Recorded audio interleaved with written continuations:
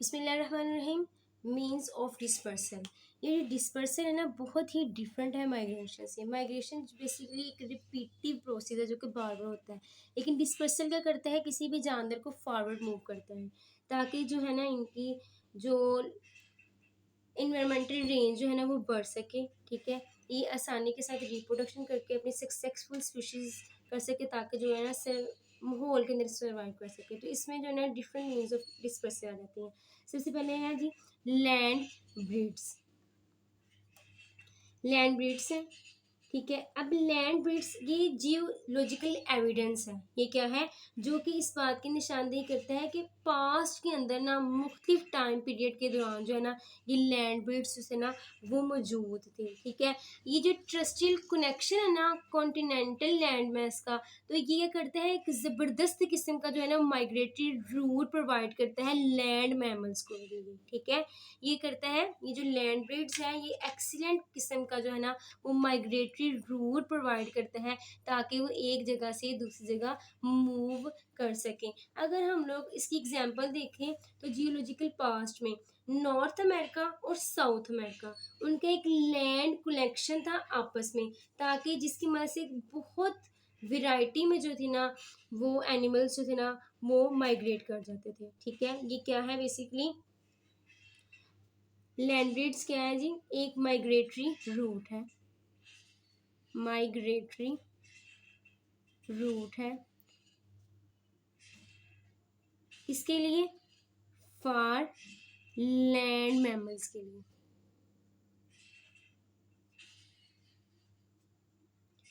Land mammals के लिए एक एक्सीलेंट रूट है जिसकी मदद से जो है ना वो एक जगह से क्या कर देते हैं दूसरी जगह मूव कर देते हैं। अगर हम लोगों ने इसकी एग्जांपल देखनी है तो हमारे पास इसकी एग्जांपल ही आ जाती है। पास्ट के अंदर अमेरिका और नॉर्थ और साउथ अमेरिका में क्या था, एक लैंड जो कनेक्शन था,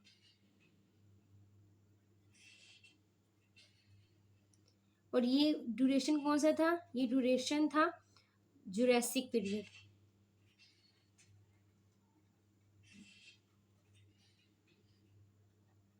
जिसको हम लोग रीफॉर्मेशन ऑफ ब्रीड्स अगेन कहते हैं।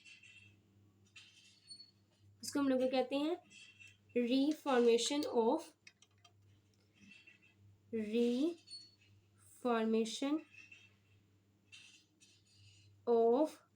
Breeds again.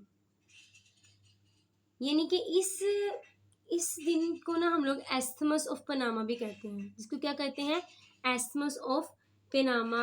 Late Cretaceous period के अंदर जो है ना क्या कहते हैं इसको, इसने क्या किया, इसने लो किया माइग्रेशन प्रोवाइड की बहुत ज़्यादा तादाद में एनिमल्स को, ना सिर्फ एनिमल्स को बल्कि प्लांट्स को, कि वो आसानी से एक कॉन्टिनेंट से दूसरे कॉन्टिनेंट में मूव कर सकें। ठीक है, ये क्या है, लैंड ब्रीड्स एक ज़बरदस्त किस्म का एक माइग्रेटरी रूट है लैंड मैमल्स के लिए, जो कि कनेक्शन प्रोवाइड करता है, एक ताल्लुक प्रोवाइड करता है दो कॉन्टिनेंट्स के दरमियान, जिसकी मदद से ना सिर्फ एनिमल्स बल्कि जो है ना प्लांट्स भी एक कॉन्टिनेंट से दूसरे कॉन्टिनेंट में मूव कर जाते हैं। ज़बरदस्त किस्म का ये कौन सा ड्यूरेशन था, क्रिटेशियस पीरियड, जिसने अलो किया था माइग्रेशन को। अब ये था एक लैंड ब्रीड्स हो गया, और सेकंड जो हम लोग डिस्कस करने लगे हैं वो है हमारे पास नेचुरल राफ्ट्स। Natural rafts. अब ये जो नेचुरल राफ्ट्स है ना इसकी कंपोजिशन बहुत ही ज़बरदस्त किस्म से होती है। कंपोजिशन कैसी है इसकी, कंपोजिशन ऑफ नेचुरल राफ्ट्स, ये जो मट्टी है ना उसके जो बड़े बड़े ढेर हैं उनका, वो ढेर जिनका ताल्लुक होता है सब्जियों के साथ और दरख्तों के साथ, ना सिर्फ सब्जियों के साथ दरख्तों के साथ बल्कि वो भी बहुत सारे डाइब्रिज जो है ना वो इकट्ठे होकर क्या बना लेते हैं, एक बिग चंक ऑफ सॉइल बना लेते हैं। ठीक है, अब ये सारे के सारे जो इंटेगल्ड है ना, आपस में एक दूसरे से उलझे हुए हैं, इन्होंने इकट्ठे होके वेन्स की शक्ल इख्तियार कर लेनी है, यानी कि रूट सिस्टम क्रिएट कर लेना है। Entangled entangled together with veins as well root systems of the tree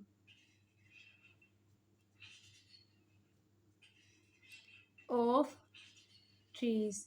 तो इसने किसकी शक्ल इख्तियार कर जानी है, एक बिग मैस में शक्ल इख्तियार कर जानी है, जो कि हम लोग के इस तरह से नजर आएगा, ड्रिफ्ट करता हुआ, यानी कि फ्लोटिंग आइलैंड नजर आएगा। क्या नजर आएगा हम लोग को, फ्लोटिंग आइलैंड। ड्रिफ्ट फॉर्म में हम लोग इसको ऑब्जर्व कर सकेंगे, ड्रिफ्टिंग लाइक अ फ्लोटिंग आइलैंड।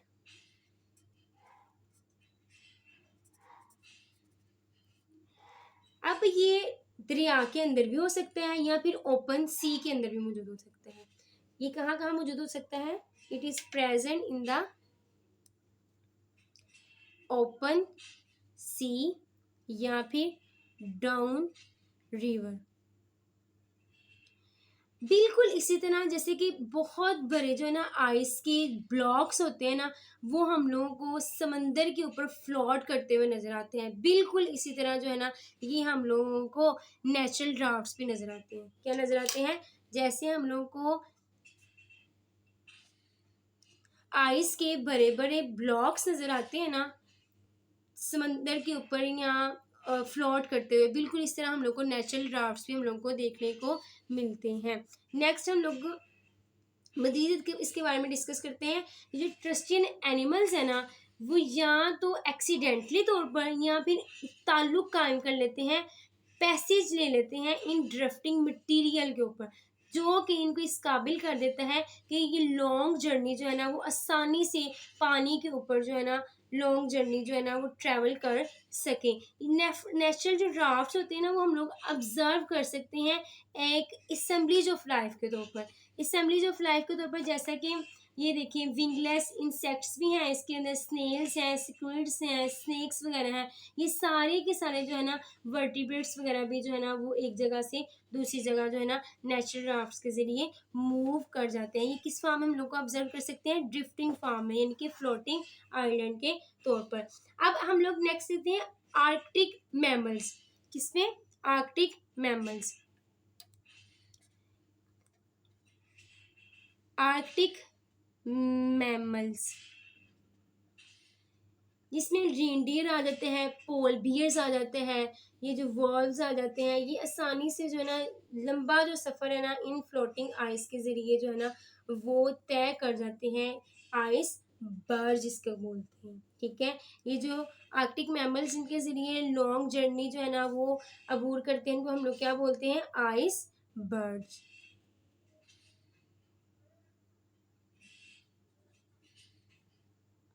ठीक है, अब नेक्स्ट जो है वो हम लोग देखते हैं एक नेचुरल ड्राफ्ट्स के बाद हम लोग देखते हैं ड्रिफ्ट वुड के बारे में। किसके बारे में, drift would.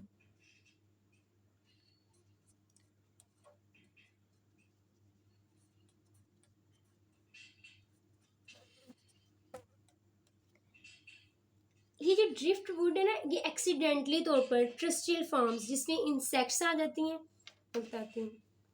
Accidentally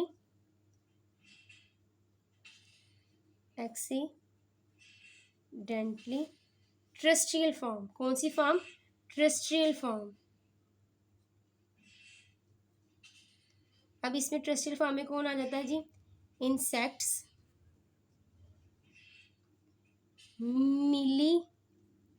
millipedes, amphibians. ट्रस्टियल form की बात हो रही है। ठीक है, इंसेक्ट्स, मिलीपीड्स, एम्फीबियंस,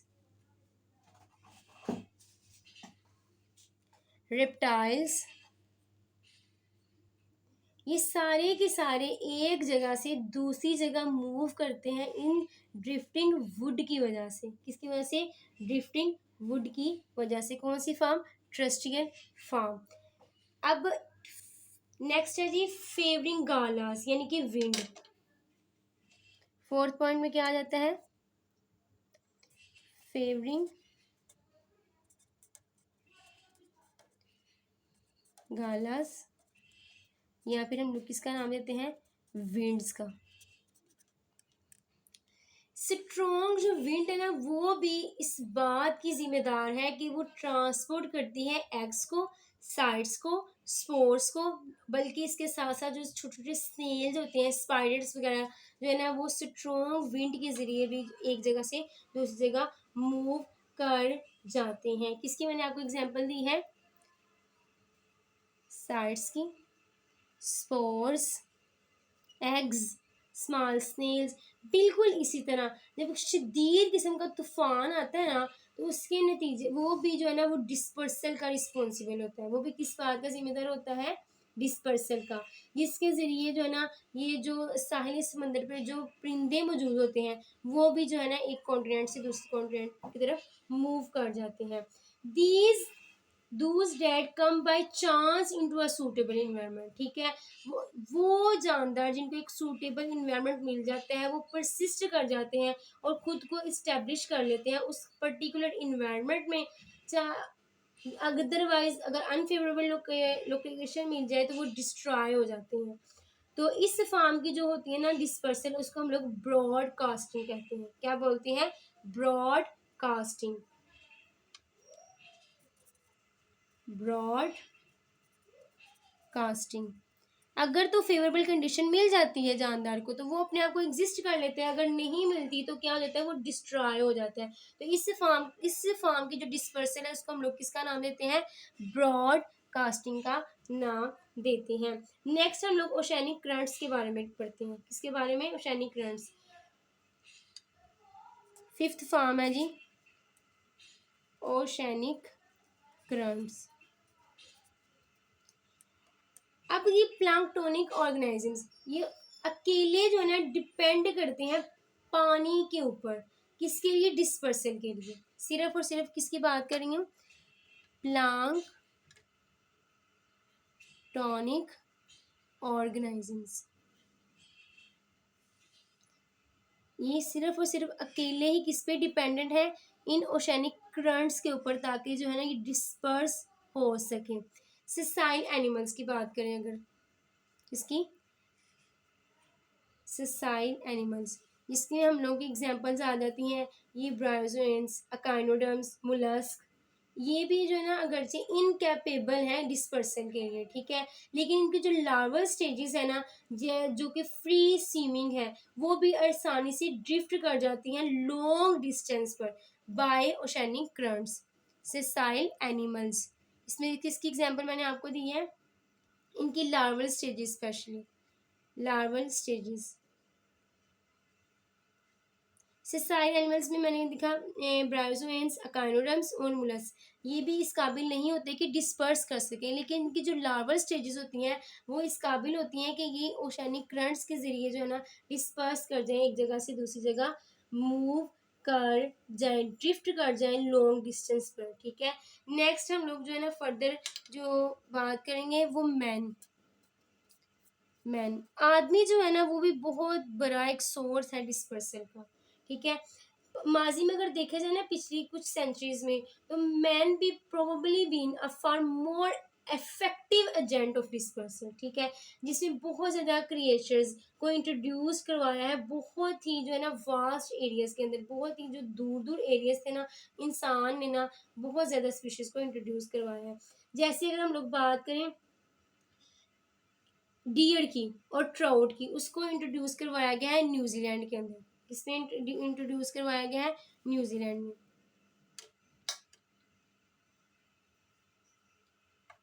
डियर और ट्राउट ये कहाँ पे इंट्रोड्यूस हुए हैं? न्यूजीलैंड के अंदर।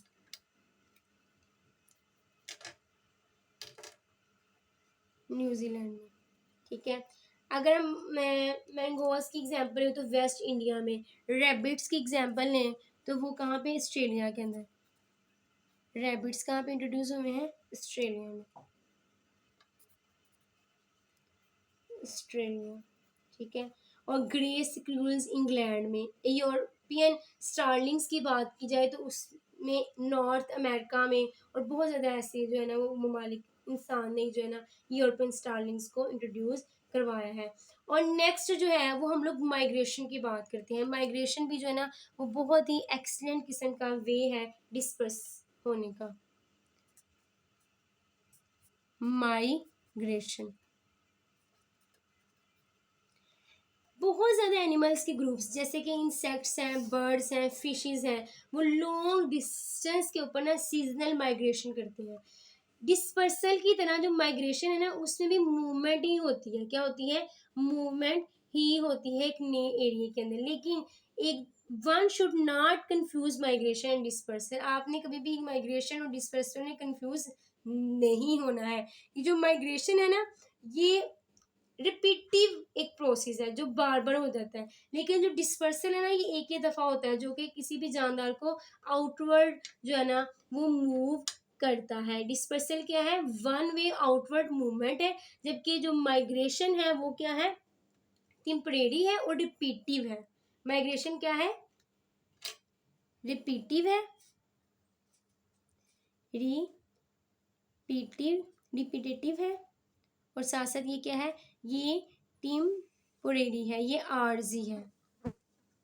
जबकि अगर हम लोग डिस्पर्सल की बात करते हैं, डिस्पर्सल के केस में यहाँ पे आपको लिख देती हूँ, in the case of dispersal तो ये क्या है, परमानेंट है। अगर तो इन्वायरमेंटल सूटेबल मिल जाता है तो एनिमल सर्वाइव कर जाता है, ये परमानेंट है